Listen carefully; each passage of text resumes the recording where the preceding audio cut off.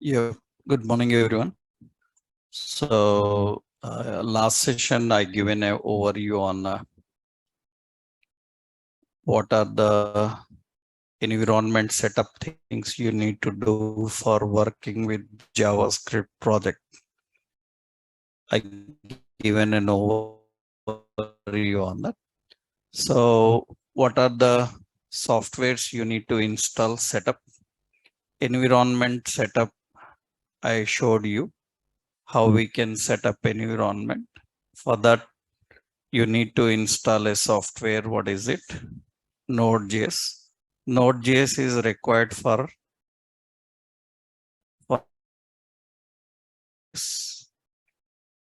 we installed Node.js for a few things for Node compiler, am I right?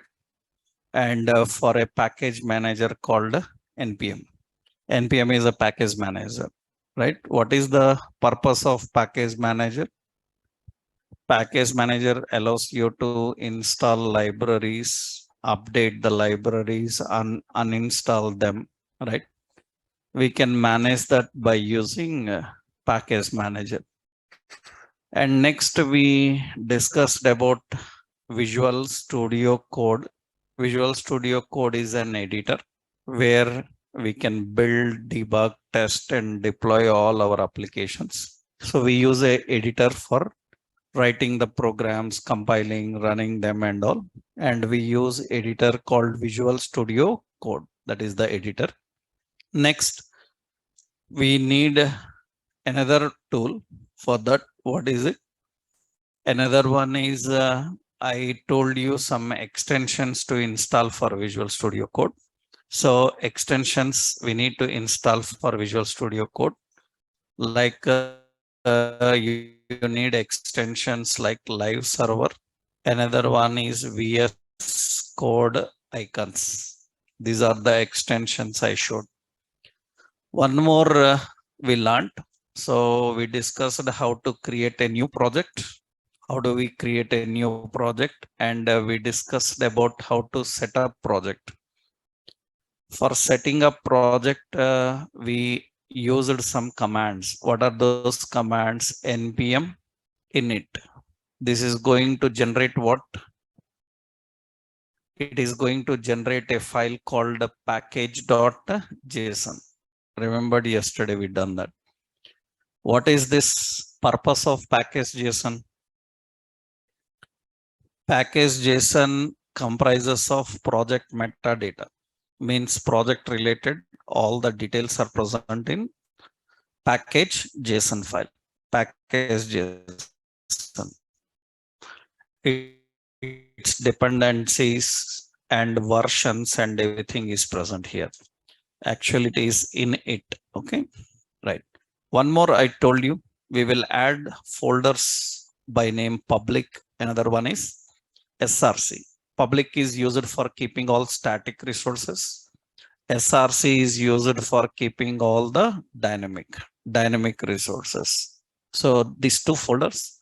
One more I showed you. So we install npm init, right? Init, we have another one, ESLint slash config. What is it? ESLint. What is this ESLint config?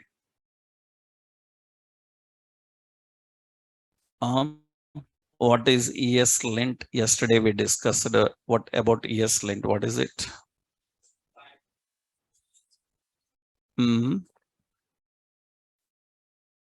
That means it goes with the standards. What is the problem with this? If developer is not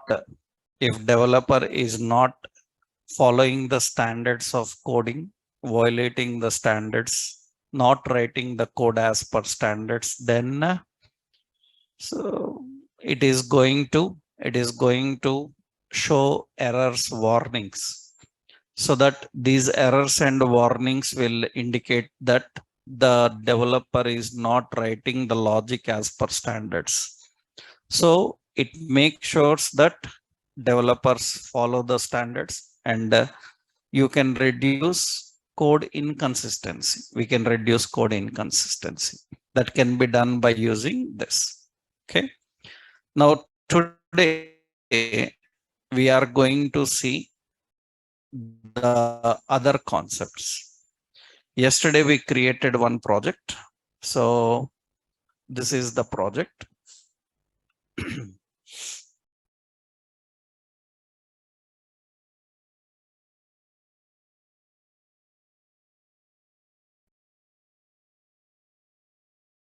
So this is the project we have, JavaScript project, and this is the environment setup we created.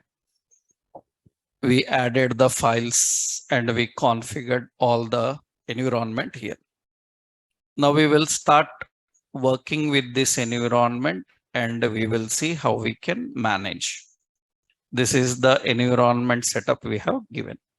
Right now we will today we will start how to use JavaScript.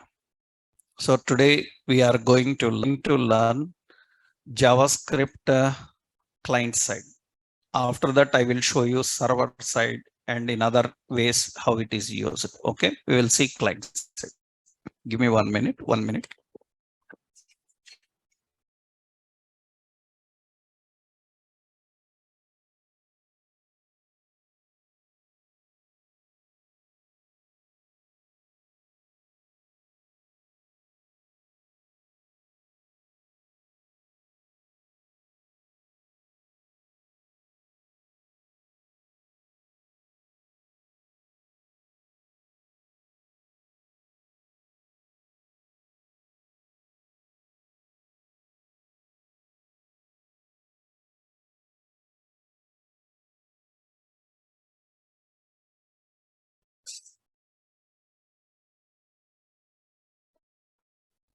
Okay, so we are going to see how to use JavaScript client side.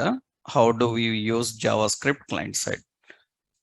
I told you that JavaScript is not just only for client side. We can use server side database everywhere, but we will start with client side first because majority of web development uses JavaScript client side.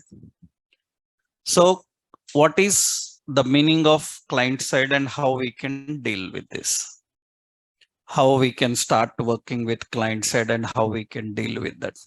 Actually, handling JavaScript client side means nothing, but actually you are using with HTML. Client side means JavaScript is used client side with HTML. It is used with HTML client side we use. For what purpose we use JavaScript with HTML? What is the role of JavaScript with HTML? Actually, JavaScript is used for various reasons. One is it is used for DOM manipulations. It is used for DOM manipulations. So I hope when you learned HTML, you learned what is DOM. DOM means document object model. Generally, people learn about DOM when they start learning about HTML. That's a very basic thing of HTML. HTML presents DOM. That's the general concept. So there is no necessity to anybody who learned HTML to tell them what is DOM because HTML is DOM, right? So if you are not aware of that, I will give a simple overview because basic HTML learners knows what is DOM.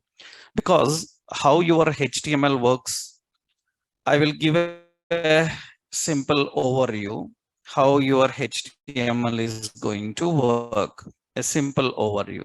Generally, in HTML, you might have already learned that usually we have browsers. Generally, we will have browsers. So let's say, so we have browser. So we have a browser.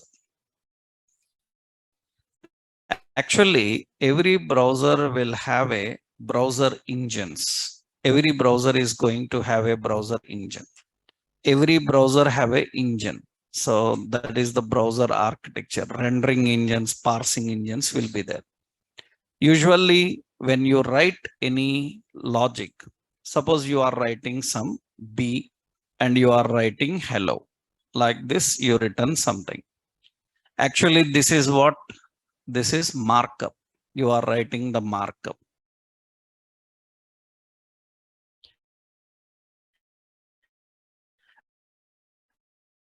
When you write markup, first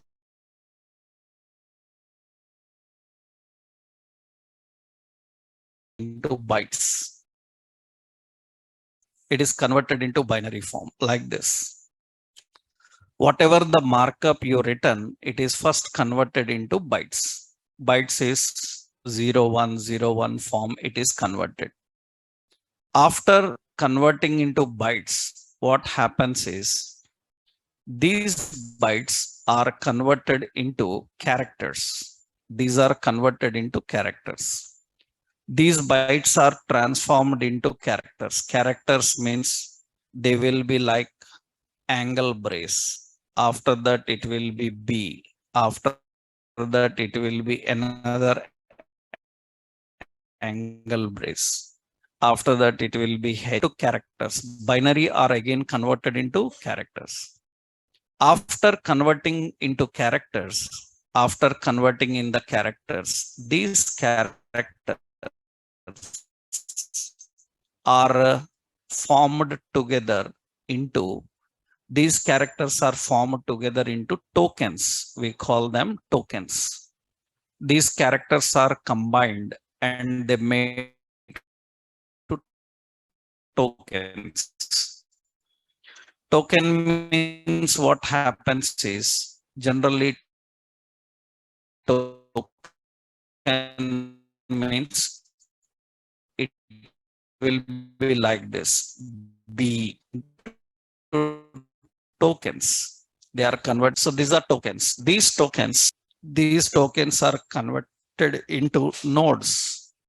These tokens are converted into nodes.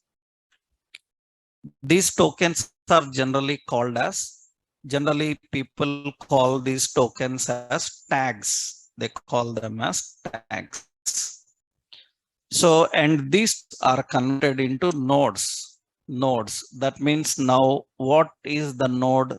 Node is nothing but this B becomes bold. It becomes bold. The B becomes bold. These are called what?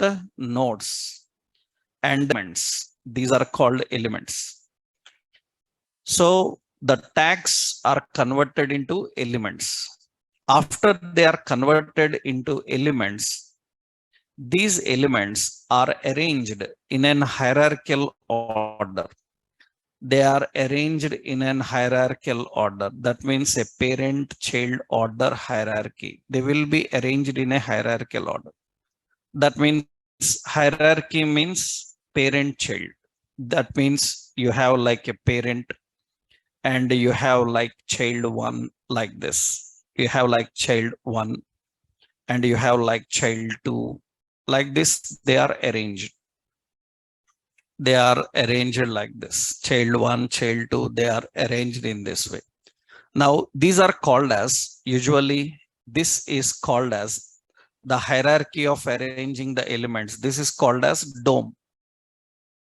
This arranging hierarchy is called as DOM. What does DOM means? Document object what model. So HTML presents the DOM. That means now this DOM actually, this DOM is converted. This DOM is converted. This DOM will undergo a process called, it will undergo a process called layout. That means it will undergo a process called rendering. Rendering means preparing the final output. The output is ready. That output is called as layout. We call that output as layout. After the layout is ready, this layout need to be presented on your browser. The process of presenting the layout is called rendering, is called painting. And the result of painting is in your browser. You will see the word hello in bold letters. This is the basic process how actually your HTML works. Majority everybody who knows basic HTML, he knows this. Everybody knows who learned HTML. Because without knowing this, you cannot say I know HTML. This is a basic process of HTML, means how HTML actually works. It's a very basic model. So everybody knows what is a tag, everybody knows what is an element, and everybody knows what is a DOM. Up to HTML level, these points must be very clean. So you return markup, the markup is converted into bytes. Bytes are again converted into characters. Characters are converted into tokens. Tokens are converted into elements. Elements means nodes. These elements are arranged in a hierarchical order. This hierarchical order is called as DOM. And this DOM is rendered. Rendering means generating output. And finally, it is presented in the page. It is presented in the page. And presenting on the page is called as painting. We call this process as painting. That is how actually browser works. That is how all the process of browser works. So HTML is going to do what? HTML is going to present DOM. HTML is going to present the DOM in a hierarchical order. It is going to present. Now, after it presented, I want to remove one element from DOM. I want to add some element into DOM after presentation. After presentation, I want to add some element. I want to remove some element. I want to change the title of some element dynamically. We need to do. That means, for example, you designed a form. In the form, you kept a button, and that button is a register button. And whenever user enters wrong details, that register button should be disabled.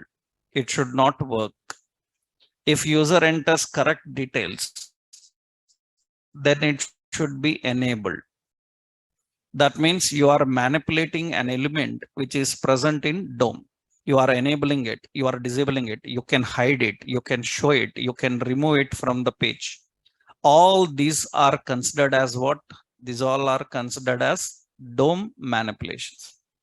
Who is going to control this? HTML presented, finish, but who will manipulate it?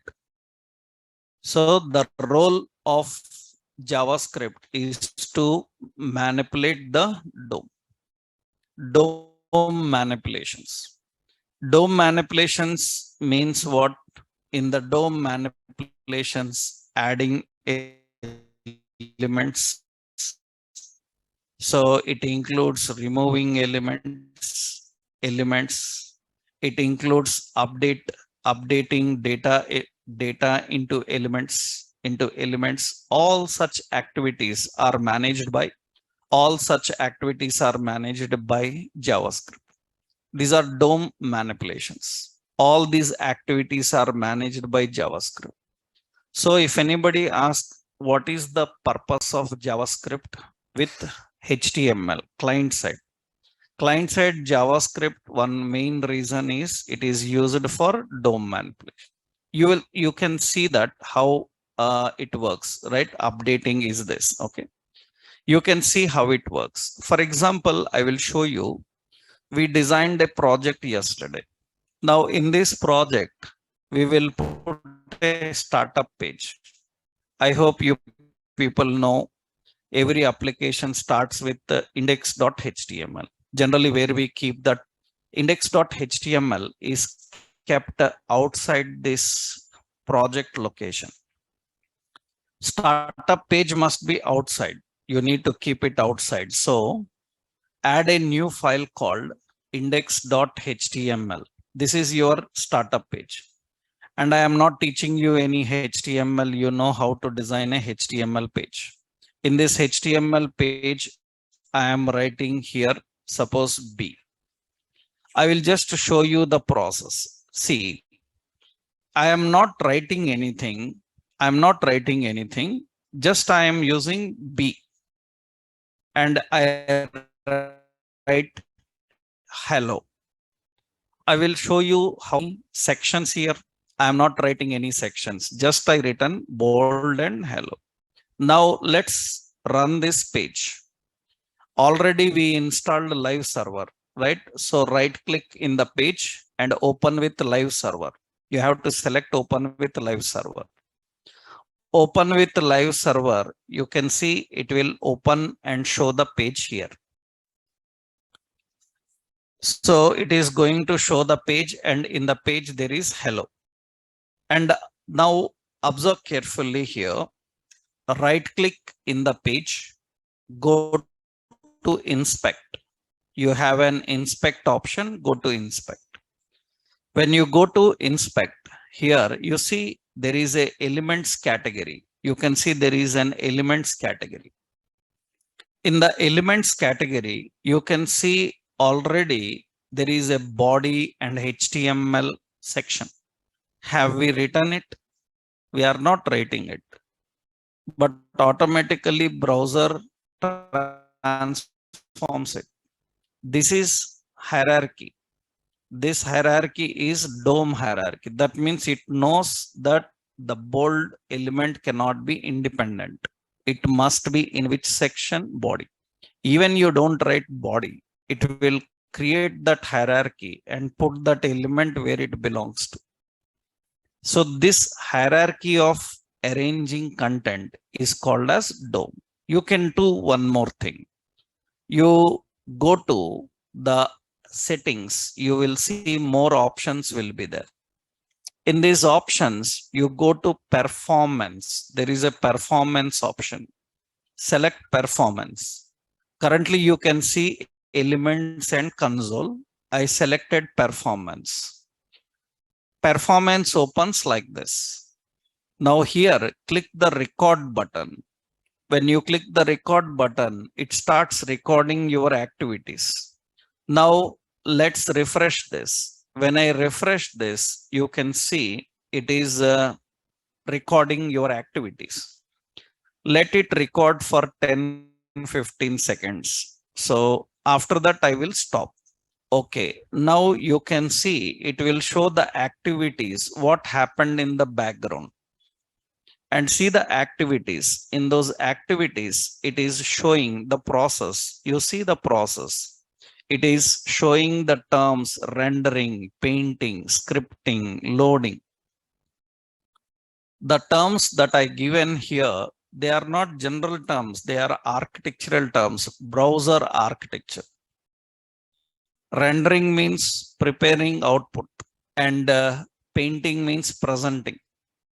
That means if any client complains that, so this page is not loading fast, it is slow, then how a developer knows where it is slow? Because page have a lot of phases, and a developer should know in which phase what activities are performed, and he will see the timing, which phase is taking more time, and he see that rendering is 5 seconds, painting is 5 seconds, 5 milliseconds there, and scripting is 379 milliseconds. That means it is taking more time in scripting, and he knows what happens in that scripting phase, and he will try to reduce burden in that phase, right? So technically a developer should know various phases of a HTML page that generally people learn in HTML itself, right? HTML means not learning how to write heading, paragraphs, and all. A HTML developer should know how his HTML is going to perform. It is going to present, where it is having issues. That is very important for real world development. So learning heading, paragraph, school level people also do, because if you know, in CBSE syllabus, 5th grade HTML is there. That means 5th class students know HTML. That is equal. You are equal to 5th class students in CBSE. That's not a bigger concept actually. Everybody knows these tags, markups, and all. But the point is, in real world, the issues are related to performance. Issues are related to the content that you keep. That is the reason developers should know these phases when learning about HTML. So HTML presents DOM, HTML presents DOM, and JavaScript is used for manipulating the DOM. Manipulating DOM means adding elements, removing elements, updating elements. All such activities are done here. Next important, another work is actually JavaScript not only DOM manipulations. JavaScript can handle used for handling. So you can say browser for handling browser objects. It is used for handling browser objects. JavaScript is very popular for handling browser objects. Browser objects means, for example, you see website. Now a website, these days you see a websites, whenever you open the alert, they say that our website needs cookies, right? Accept cookies from our site. Your browser is not allowing cookies. That means allow cookies. Do you want to allow cookies? I hope everybody see this today.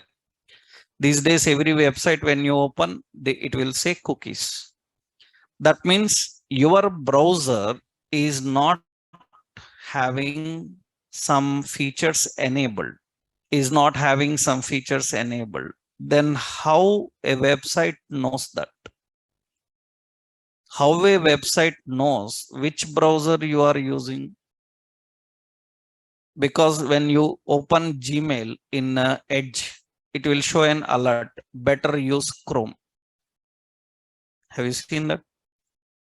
That means how Gmail knows that you are not using Chrome, you are using Edge or Firefox. That means how a website knows information about your browser.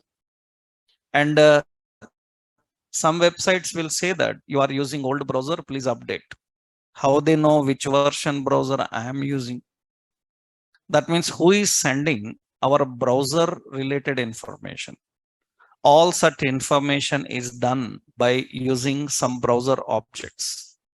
Browser objects, not only this, for example, you open some websites, they will ask that allow your location. They say that our website wants to know your location so that we can know from which city you are accessing, so that we can show you the results nearby. Right? That means now who is sending your geolocation to their website? Actually, that is done by a browser only. Your browser is sending your geolocation to website people. Now, if you are handling a browser related lot of interactions are there. JavaScript is used for those interactions also. That means knowing your location, allowing cookies, allowing various types of plugins. All these activities are done by using what? Browser. Browser objects, handling browser objects means it includes location, it includes navigator, it includes history, so it includes document, it includes even window. So many are there. We will learn about them in JavaScript. We will discuss about that. what are these browser objects and how it handles that. So JavaScript is used client side for a lot of reasons, and one primary reason, DOM manipulation. Another primary reason is handling browser objects. Another important, it is used for client side validations. It is used for client side validations. It is used for client side validations. Client side validations means, so verify whether the values user entered are as per the requirements of the server. That means generally when user enters any details and submits to server, server will verify those details not, then it will send it to databases if necessary. But verifying the details on server is a burden to server. Verifying details on server is a burden to server. Generally, what happens in web applications usually is, in general web applications, what is the process actually happens is, so we have databases. That means we have database. In the database, you have details like name. So you have details like age, like this. And our client side, this is client side. This is client side. Client side is, we are using a browser. We are using a browser, and this is a user. This is an user. Now what happens is, this cannot directly communicate with the database. You need some middleware actually. You need another help. You need some server side technology. This is server side APIs and all. What happens from client, the information will come to server side, server will send to database. That is the process generally happens. Now what happened is, client side, user have to enter name and the user have to enter age. Suppose they entered age as a string, wrong data. Age must be a number. Now whatever the details they entered, these details will come to server first, and server will verify the details. Server will send these details to database. Database will reject these details. Why it rejects the details? Because it is expecting age as a number and you send a string. When database rejects the information, server will catch that and it will verify why it rejected, and it will send that information to client saying that I can't store this. This is a lengthy process. That means going to server to database, get rejected there and come back. So giving every work to server will be a lot of burden to server. Then what developer can do? Instead of, we can verify here. After verifying, we can send to database. But giving every work to server is burden. So you can verify these details in browser itself. Before they are submitted to server, we can verify those details in the browser itself. When you verify in browser, then if everything is fine, then we can send it to server. So that is what important advantage. So what is the advantage is, you can reduce burden on server by verifying the details in the client side itself. This is called as what? Client side validations. Validations, why we need validations? Validation is nothing but it is the process of verifying input. And why we need validations? Validations are required to ensure that contradictory and unauthorized data is not stored into database. That is very important. Contradictory and unauthorized data is not stored into the database. Contradictory means the data type you are sending, the data type it is expecting are not matching. That is contradictory. Unauthorized means you are sending 4, it is allowing only 2. That means it is not authorized to handle your data. So this is prevention of contradictory values, unauthorized values. That is called as what? Validation. And what is the main purpose of validation is, the main purpose of validation is reduce burden. Burden on whom? Burden on server. The main purpose of this is reduce burden on server. This is the purpose of JavaScript. So JavaScript is used for DOM manipulations. JavaScript is used for browser objects, and JavaScript is used mostly for client-side validation. There are so many other interactions that you will learn under the DOM manipulations and validation. These are the primary concepts. Why JavaScript is required for client side, right? So what is the role of JavaScript client side? It is used in 3 major areas: for DOM manipulations, for browser objects, and another one is client side validation, client side validations. That is very important. But JavaScript have some problems. JavaScript language have some issues. So here the key point is, what are the frequently asked question is, what are the issues with the JavaScript?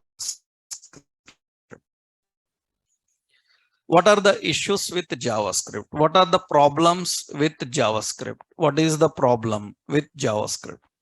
First important problem is JavaScript. JavaScript is not a strongly typed language. That is first problem with JavaScript. JavaScript is not a strongly typed language. So strongly typed language means you cannot have a restriction for data types of values. For example, I declared some, later you will learn variables and all, we will see that.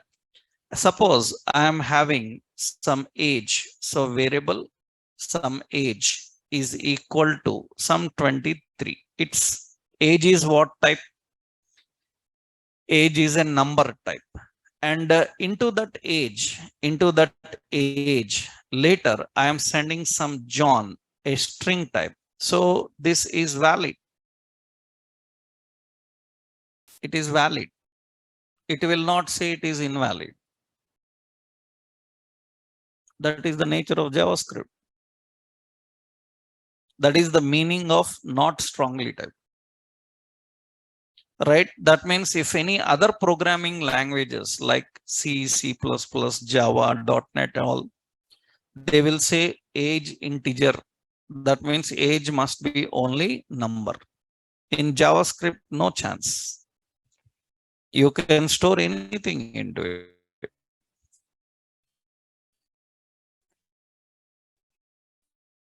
Then how do you restrict this? Right? Whether they entered a number or a string, and make sure that if they entered a number, then allow, otherwise don't.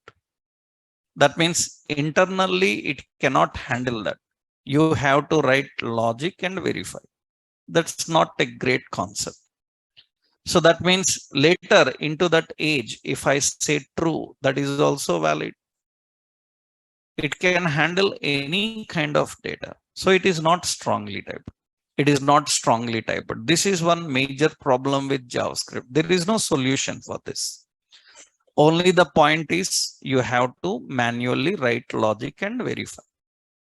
So JavaScript bigger issue is it is not strongly typed. And another important, JavaScript is not implicitly strictly typed.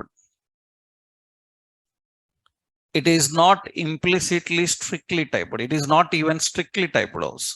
Implicitly strictly typed.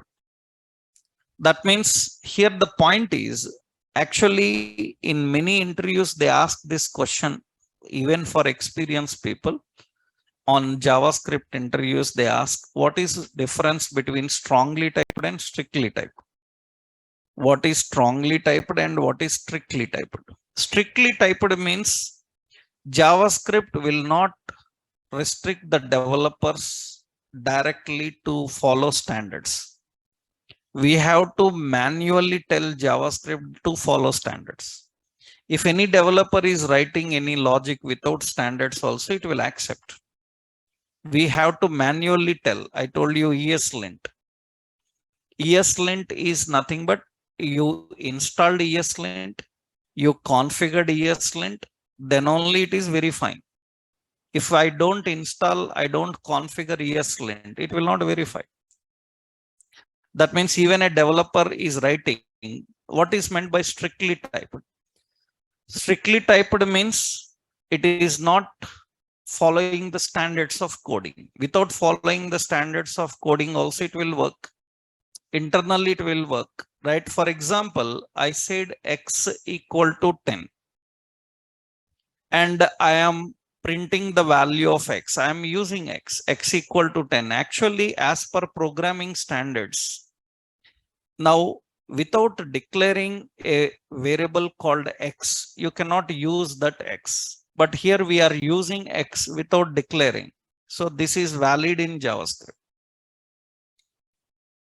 That is not a good concept, but it is valid. In JavaScript, it is valid. Without declaring, you can directly use it.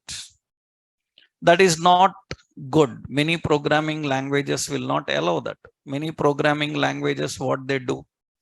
Many programming languages will say that you need to declare a variable before you are assigning or using it.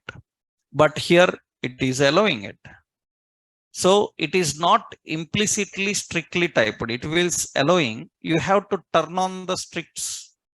I will show you. That means you need to turn on the rules. If you turn on the rules, then it will verify. If you don't turn on the rules, it will not verify. It will not verify. That is what actually the point of JavaScript. So it is not strongly typed. And it is not strictly typed, not implicitly strictly typed, explicitly strictly typed. Explicitly means you have to manually turn on the strict and it will verify. Otherwise, it will not verify. Another important point is JavaScript. JavaScript here, the problem is not an JavaScript. JavaScript is not an OOP language. It is not an OOP language. Yesterday itself, I told you it is not a OOP language, but it supports some features of OOPs. If it is not a OOP language and it is supporting only some features of OOPs, then a lot of issues are there. That means so extensibility issues will be there, and security, code level security issues will be there. Code level security issues will be there. Security issues will be there. So reusability issues also will be there. Reusability issues also will be there. Reusability will be there, but reusability issues will be there. Some issues it cannot handle. So JavaScript is not a OOP language. It supports only some features of OOPs. Due to that, it cannot manage everything perfectly. It is having extensibility, but there are some issues in it. It handles, it doesn't handle code level security at all. No code level security. It handles reusability, but some issues are there. That means there are some problems that you are going to learn while learning OOP concept. So JavaScript is not strongly typed, JavaScript not strictly typed, JavaScript is not an OOP language. Several features are lacking. Another important is actually JavaScript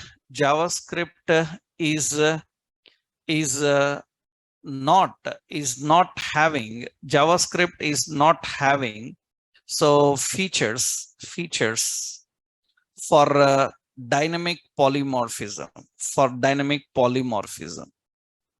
This also I will explain. Dynamic polymorphism I will explain. So that is called as overloading and all. This I will tell you when we learn OOP concepts. JavaScript is not having the features of dynamic polymorphism. That is very, very big problem. Usually every OOP languages will have a dynamic polymorphism. What is that? You will learn when OOP concept comes. Okay. The point here now, JavaScript is having a lot of technical issues when compared to other programming languages. So these are all the major issues of JavaScript, technically issues. And one more problem we know already, that what is the problem? JavaScript can be disabled by browser. JavaScript can be disabled by browser. Browser can disable JavaScript. JavaScript can be disabled by browser. A browser can disable JavaScript, then JavaScript will not work. So if anybody asks like, is there any alternative? No alternative. Don't talk about that at all. There is no alternative. Browser disables JavaScript. JavaScript related any concept will never work. JavaScript based any technology will not work if JavaScript is disabled in browser. It is mandatory that JavaScript must be enabled in browser. I hope you learned in HTML how to know JavaScript enabled or not. To know JavaScript enabled or not, we have to use NoScript element. NoScript is an HTML element used to verify JavaScript enabled or not. In HTML, you people learned, please enable JavaScript on your browser. That is the message we are giving. HTML can display this message in the page when JavaScript is not working on the browser. Currently JavaScript is working, so there is no message. Let's block JavaScript on browser. We will go to edge:/settings. These are edge settings. Chrome settings, edge settings.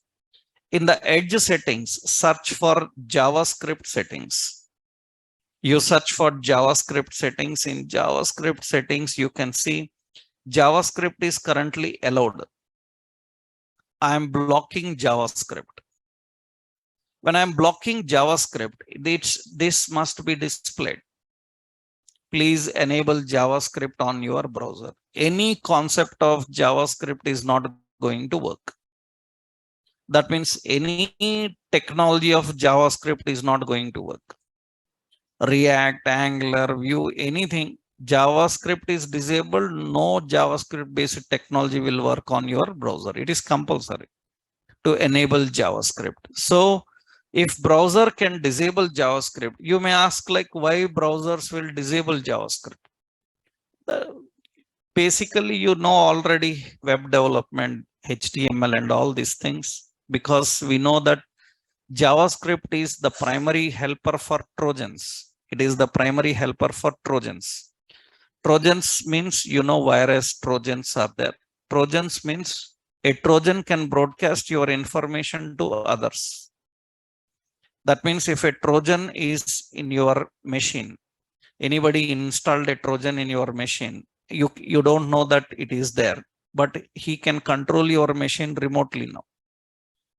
That means you see TeamViewer, AnyDesk, how anybody can control your machine.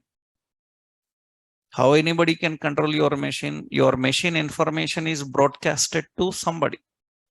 And how it is broadcasted? By using JavaScript only.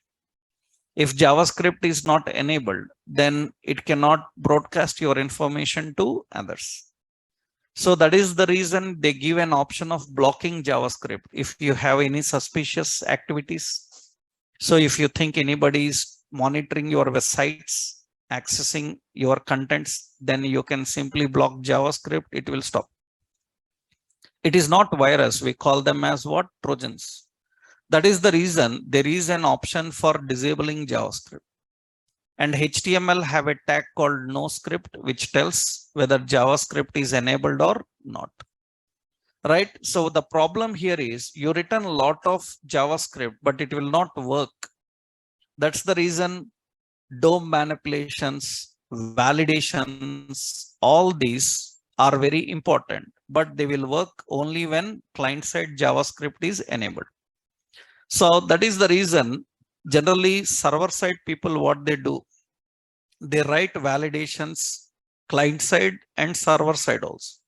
Because if client-side is bypassed, then it will catch server-side and verify server-side. But if client side is working, that is good. It reduces burden on server. We write both. We don't just leave only client side. We will write both, right? That is what actually the concept. These are the issues with the JavaScript. These are all the problems with the JavaScript. And how to overcome these problems for JavaScript? That means what is solution? What is solution? Solution, all problems, there is no solution, but we have a solution called TypeScript. TypeScript can resolve a lot of issues, but TypeScript also problem is finally TypeScript is not understandable to browsers. Browser have to translate everything into JavaScript. But TypeScript has so many features. I'm not discussing them here. So that becomes a TypeScript class now, right? So we are not discussing anything about TypeScript, but TypeScript have more better features when compared to JavaScript, but TypeScript is not directly used. So we use TypeScript. With the TypeScript, we translate to JavaScript. From JavaScript, it is given to browser. That is the process it happens. So that is not the point we are going to discuss here. I hope you are clear now. So JavaScript is used client side. For what purpose we use client side, and what are the issues with the JavaScript? What are the problems with JavaScript? Now let's see how to use it. So that means now we need to create one page. We are creating a page. This is a HTML page. And here we have a HTML page. So I give as home. So I say JavaScript some, so ES6, that's what I am writing. Now you can right click on the page and open with the live server and it will show some message. I want to use JavaScript in this page. Suppose I want a button here.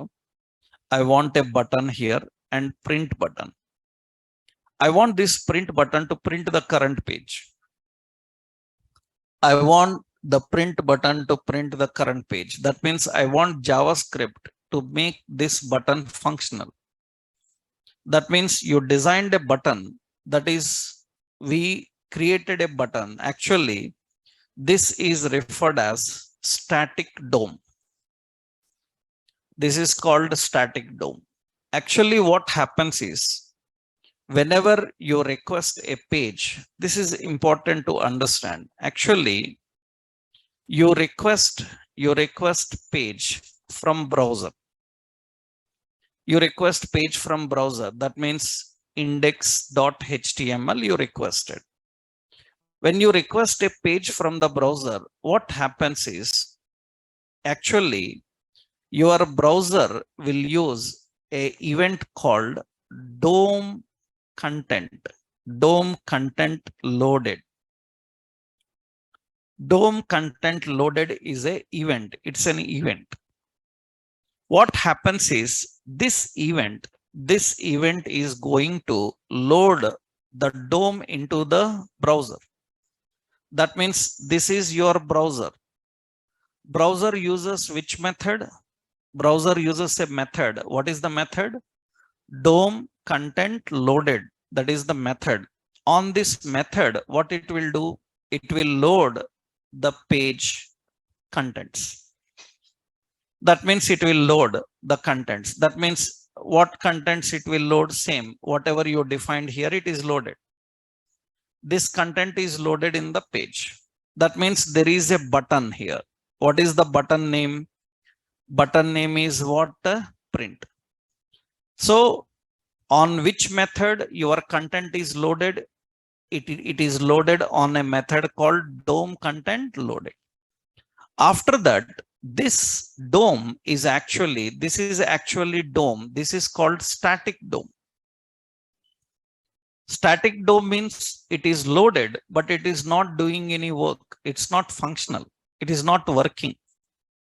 There is no functionality, only static. It is not having any functionality. So what happens now? This static DOM should be converted into dynamic DOM. It should be converted into dynamic DOM. It is converted into dynamic DOM. Static DOM is converted into dynamic. Dynamic DOM means which responds your interactions. And to convert static DOM into dynamic DOM, which language we are using? So we are using JavaScript. By using JavaScript, we are going to handle this. So what is the role of JavaScript now? JavaScript is going to convert the static DOM into dynamic. Once the static DOM is converted into dynamic, that means it starts responding. You start interactions. So this is DOM content loaded. So you observe carefully now. Here, let's open inspect. After opening inspect, here, let's go to network category. Here, go to network. There is a network category. In the inspect developer tools, go to network category. In the network category, you can see this is network. In the network category, it will record the network activities. Previously, you saw performance. That is different. That is how browser loads. That is the performance. Here, how page loads. So you see now, I will refresh the page and it records the activities. And when it records the activities, you see index page is loaded. And you see it is using a method called DOM content loaded. DOM content loaded, that is the method. On this method, it is going to load every content on your page. So finish, everything is ready now. DOM content loaded, but it is not dynamic DOM. It is only static DOM. Is it working? It's not working.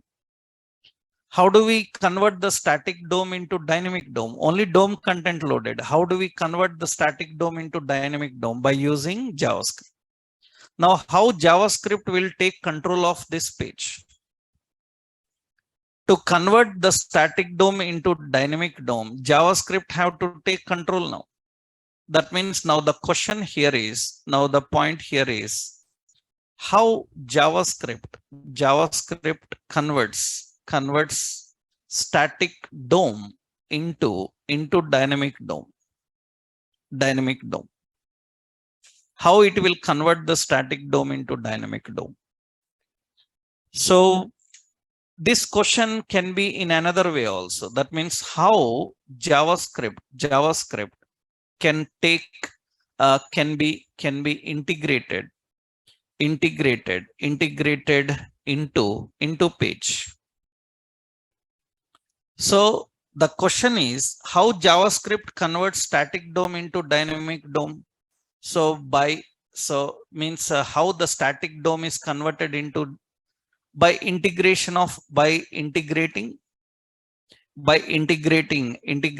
JavaScript functions, integrating JavaScript functions into page. Understood?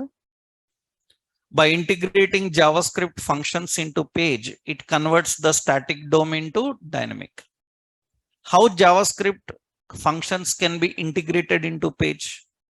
JavaScript functions are integrated into page. So in three different ways.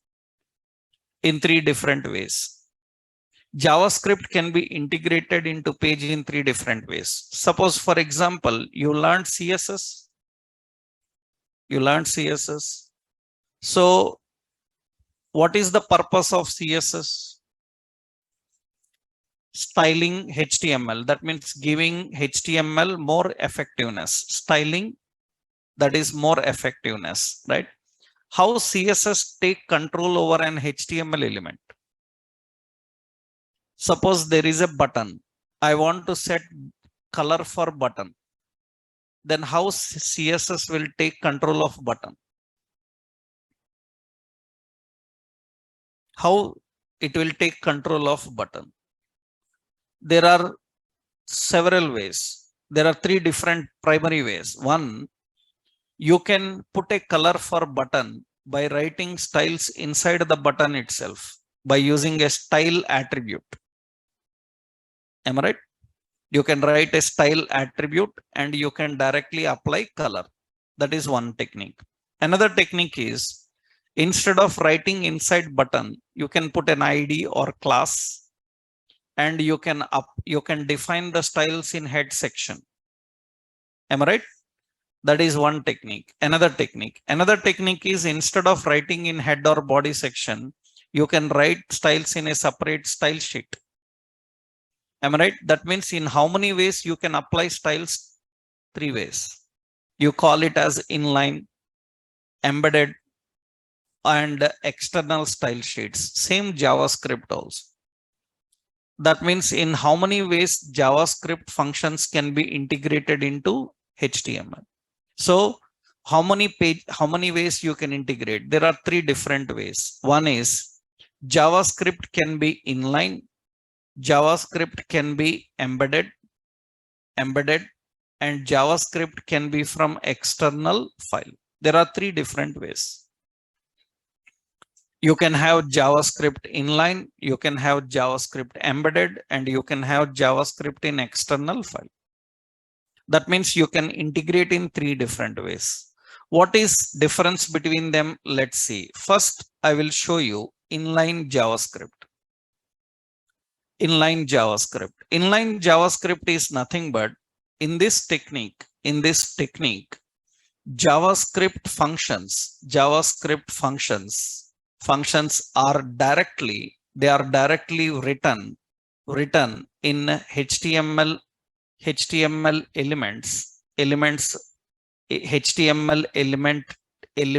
elements start tag. It is written in start tag. So in this technique, JavaScript functions are directly written in HTML elements start tag. We directly write in HTML element start tag. How we write? Like this. That means we will write like this: button on click is equal to directly window.print. It is going to print the current window. What is window? What is print? All these we will learn. We will discuss. Currently, our concentration is not what is on click, what is window and all. Our point is how JavaScript is kept in a page. What is on click, what is window print? We are going to learn it. We are going to detailedly understand that. So here the point is, the just understanding concept is, when button is clicked on click, it will print the current window. So that means we have a print buttons start tag. In the tag, we need to write the functionality. You don't write the functionality in the end tag, in the start tag. This is inline. Nothing else. This is enough. It starts working now. That means now the button, static button, converts into a dynamic button. It starts responding now. That means now what I have to do here, just we have to create an option, say on click. On click is equal to window.print. That's it. So I am just writing this. Now the static DOM is converted into dynamic DOM. And now you can see, when I click the print button, it is going to open the printer settings and it can open and show the print. That means now the button is working. We made the static button into dynamic, but where JavaScript functions are written? JavaScript functions are written within the element, within the tag. This technique is called as what? Inline. What is good about this inline? What is good about this inline is, so it is faster in responding. It is faster in responding because you return a function inside the element, it is easy for that element to access the function. That means it responds fast. It responds fast. That means it is going to easily access that because it is written locally. Inside an element, you return a function, then it can access that function faster. So that is one advantage. What is drawback of this? So it is faster in responding, but what is the drawback of this? The drawback of this is nothing but one of the major drawback of this is, so it is not good. It is not good for reusability. It is not good for reusability. It is not good for reusability. It is not great in reusability. That means I want to reuse the same functionality somewhere else, sometime later we want to use the same functionality again. You may ask, like, why do we reuse? It's a very common concept actually. Why do we reuse? Suppose I will tell you a simple point. Tell me in how many ways we can save a file. In how many ways you can save a file? You can go to file menu and select save. You can go to file menu and select save as. Save as also will save. You can press Ctrl S. You can press Ctrl S. Some applications have a save button in toolbar. In toolbar, they have a save button. You can click on the save button also. That means file menu save as, Ctrl S, and the save button. 4 times you will write the functionality. The functionality is same. Then you will write 4 times. You will not write 4 times. But if it is inline, you written for a button, how it will work for a file menu? That means you have to write for file menu again. You have to write for shortcut again. That means it is not reusable. That means, for example, suppose I am giving a drop down here. In the drop down, there is an option called open.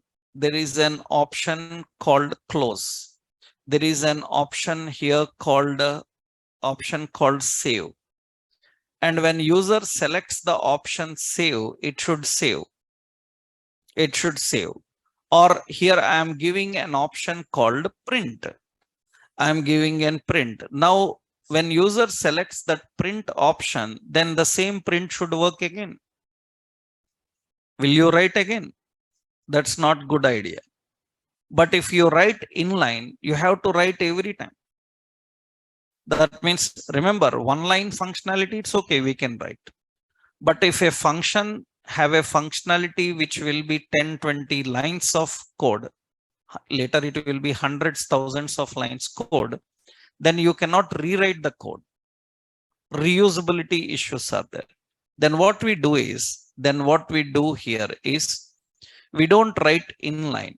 Instead of writing inline, it is not good for reusability. So then what we do, we use another technique. This is which technique? Inline. Let me copy this technique. That means here on drop down, we have to handle, but it is risky, lengthy process. It is there. So later you are going to learn this. So what we will do, I will copy this example for you. This is inline. This is inline. So now next important, what is the solution for this? That is embedded. Embedded. JavaScript can be embedded.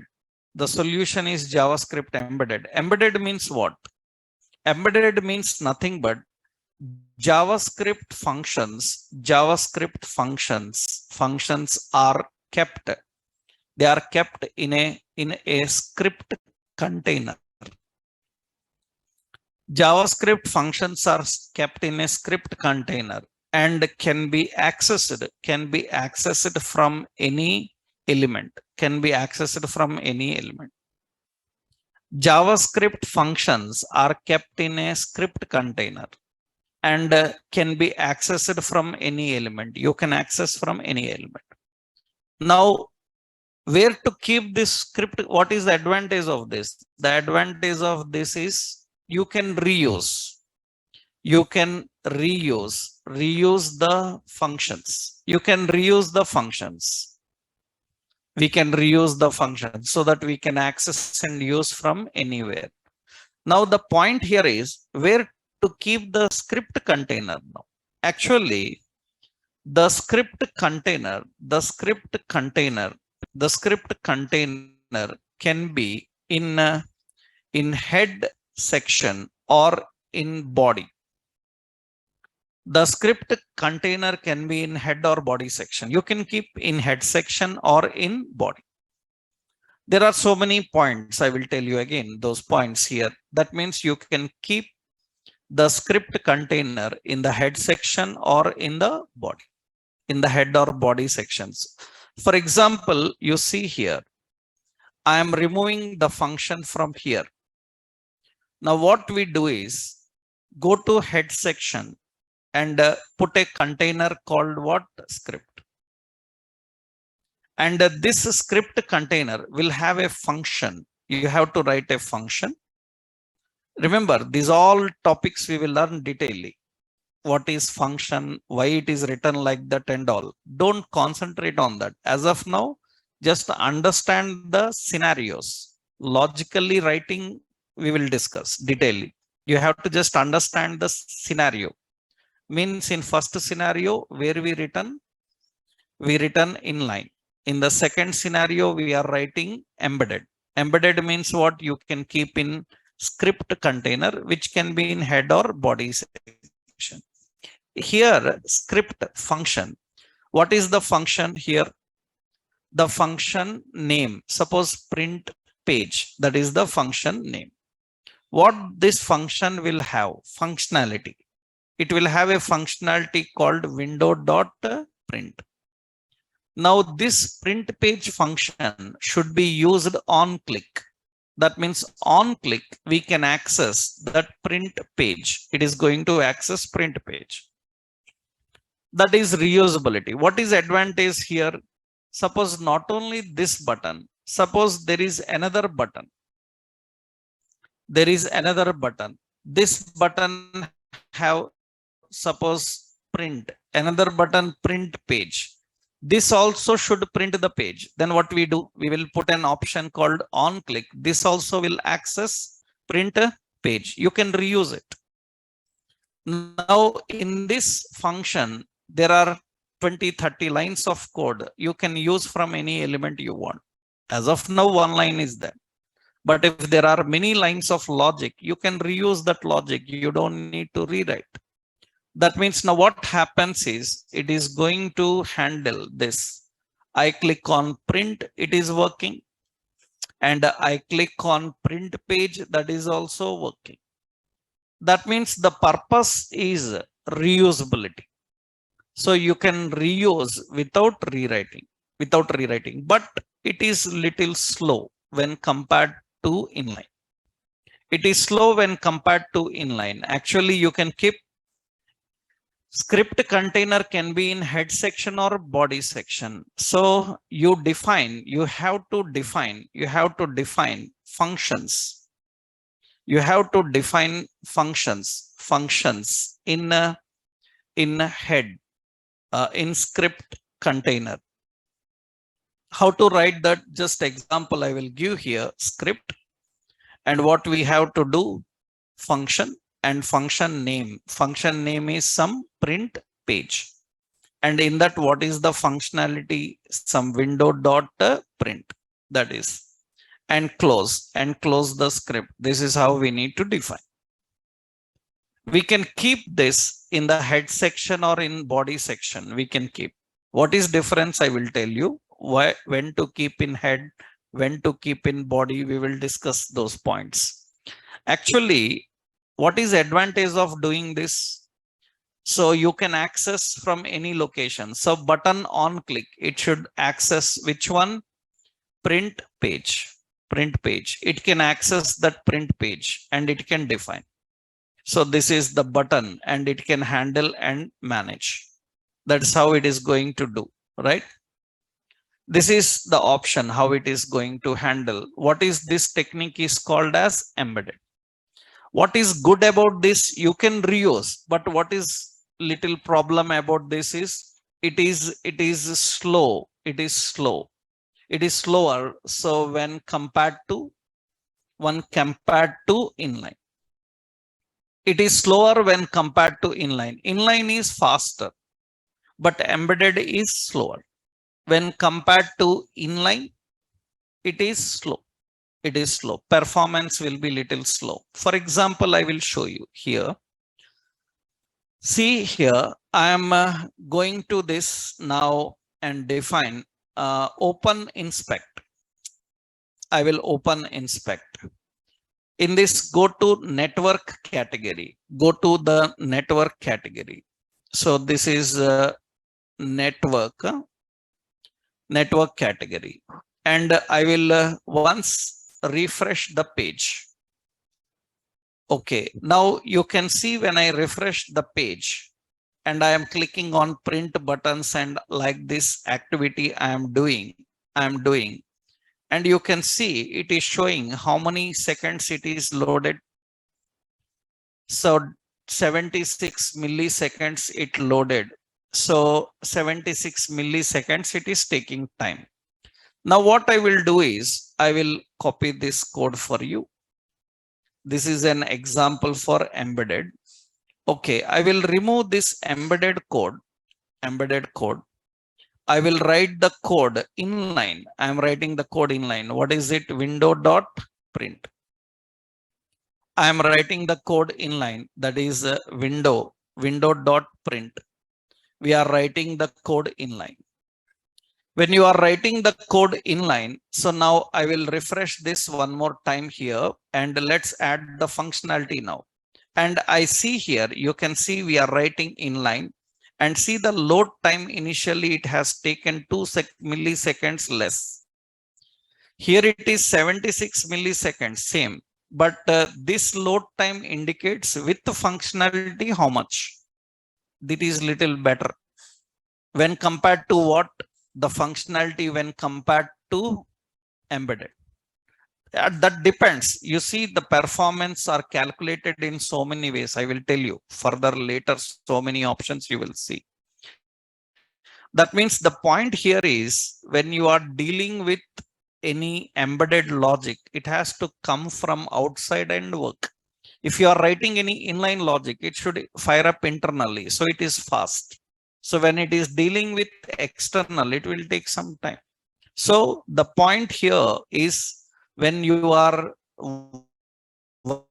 working with embedded, so the script is kept in head or body section.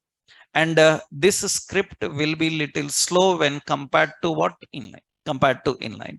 Now the question here is, in many interviews they ask this is, what is difference? What is difference between script in head and body? What is difference between script in head and body? What is the difference between script in head and script in body? That means where to keep. Actually, you can keep the script in both head and body. In 2 locations you can write. In 2 locations, 2 times you can write. Doesn't matter, it works. But the point is how developer decides which one to keep in head and which one to keep in body. Actually, this anybody can answer who knows what is the purpose of head section in HTML. Can you tell what is the purpose of head section in HTML? Don't say title, link and all these things. The question is why to write any content in head section of page.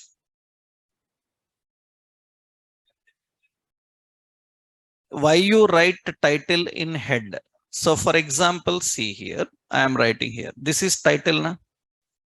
Title. What is the title here? Title here is some index. Okay. And you can see title is written in that, and you see title is working here. Here it is coming now. In which section you written? Head section. I am writing title in body section. And here I am making the title as home. So JavaScript. I will save this. And you can see that is also working. But you never tried this. That means everybody who trained you HTML, they forced you in your brain and fixed it that it should be in head section only. But you can write anywhere. Then why to write in head section?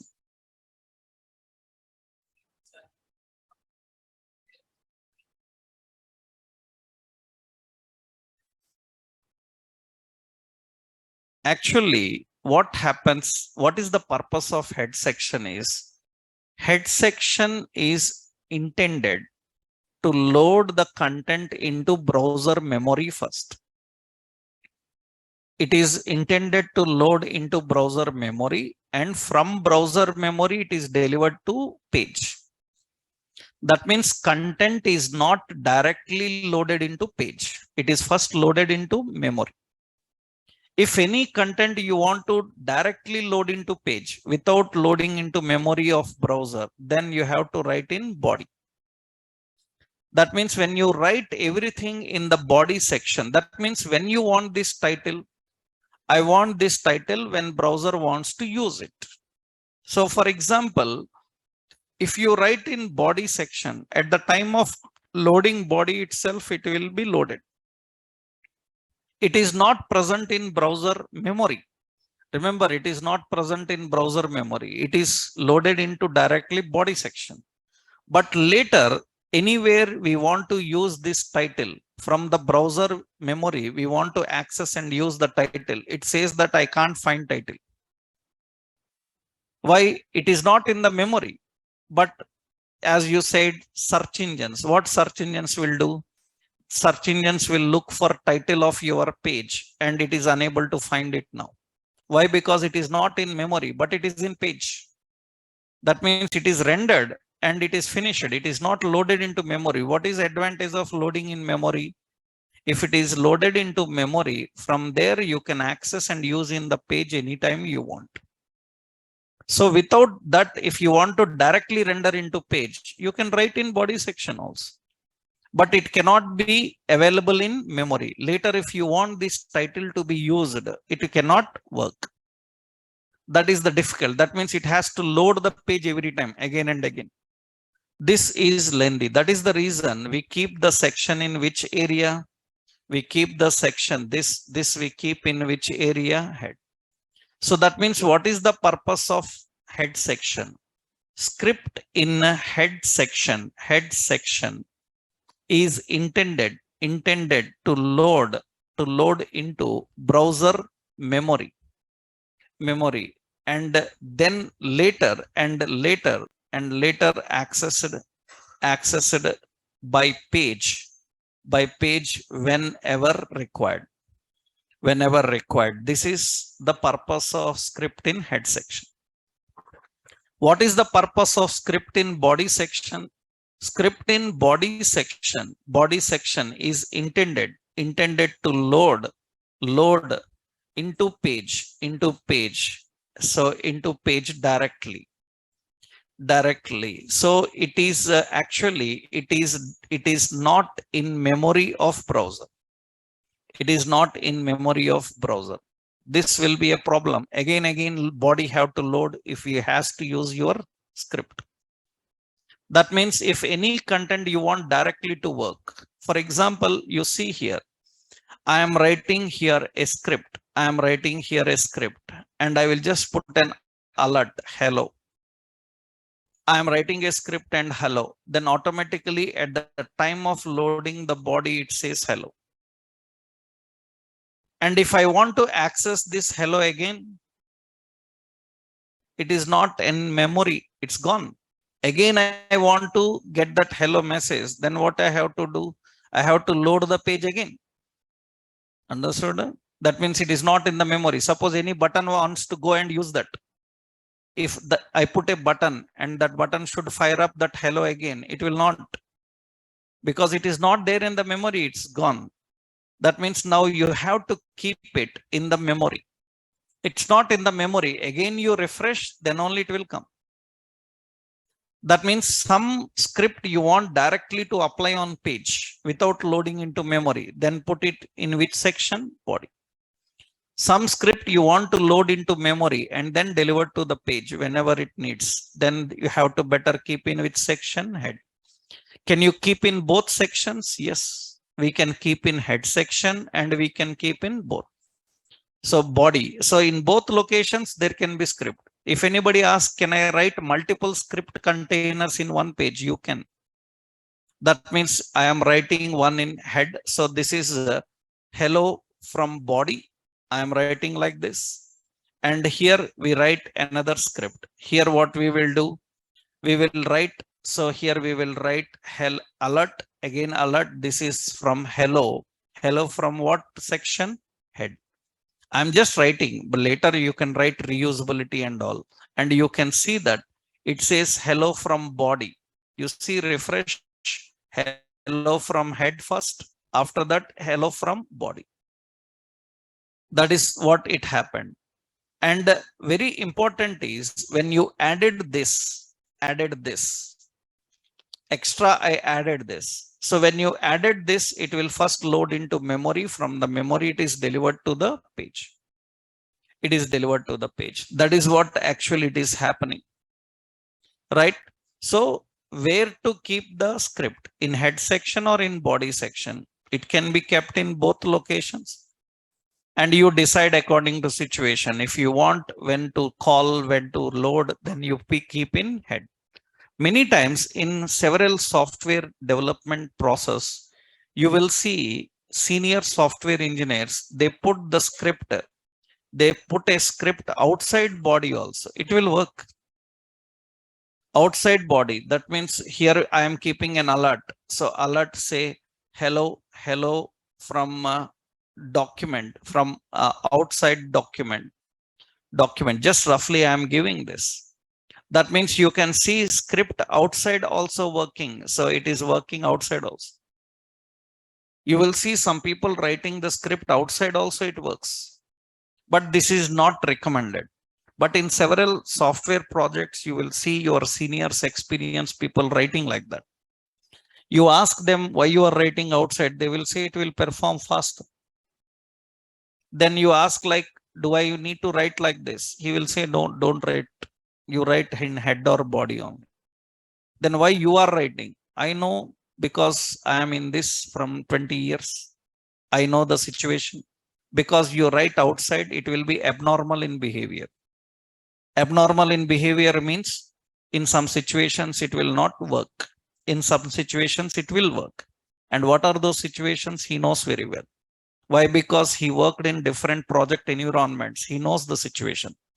That you cannot calculate as a fresher, that you need to know after working on several projects. Then you will get an experience that, okay, for this situation, outside is fine. For this situation, outside not suggestible. So that you cannot make a decision at this level. That's the reason it is never told anybody by anywhere, in any website, any YouTube video, nobody tells you that. But you will see in companies, everybody writing outside sometimes.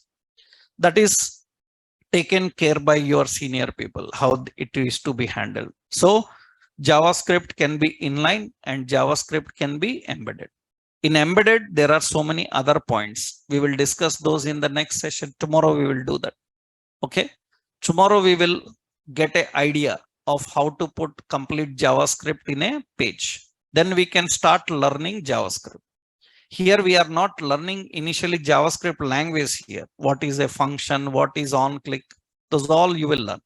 As of now, just I am explaining the scenario in how many ways JavaScript can be integrated. One is inline, another one is embedded. In embedded, so many other points are there that we will discuss in the next session. Tomorrow we will do that. Okay. In tomorrow's session, we will discuss how embedded works in a more features about embedded, then external files. Then we can start language working with it. Okay. Tomorrow we'll see. And if anybody don't have the classroom code, this is the classroom code where we will upload all the classroom related notes. So some people may be newly attending today. So this is Google Classroom code. Login into Google Classroom app. So on browser or on your mobile, and give this code.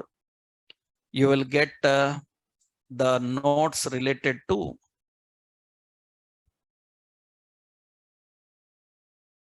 you will get the notes related to what we discussed up to now. Okay.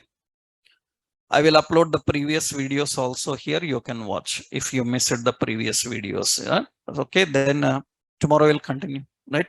Thank you.